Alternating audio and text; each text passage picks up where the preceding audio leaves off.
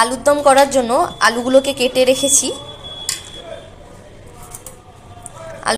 আলুর দম করার জন্য আলুগুলোকে কেটে রেখেছি। আলুগুলো বড় বড়ই রেখেছি যাতে সিদ্ধ না হয়ে যায় পুরোপুরি, তাহলে গলে যাবে পুরোটা। কড়াইতে তেল গরম করে আলুগুলোকে ছেড়ে দেব, ভালো করে নেড়ে ছেড়ে ভেজে নেব নুন হলুদ দিয়েছি। এবার আলুটাকে ভালো করে মেখে নেব। মেখে কড়াইতে তেল গরম হলে ভালো করে নেড়ে ছেড়ে ভেজে নেব আলুটাকে। ততক্ষণ মশলাটা রেডি করতে থাকবো। আলুর দমের জন্য মশলা রেডি করে রেখেছি।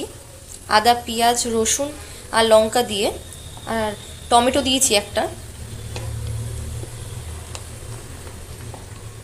আলুগুলো ভাজা হয়ে গেছে। আলুগুলোকে এবার বাটির মধ্যে তুলে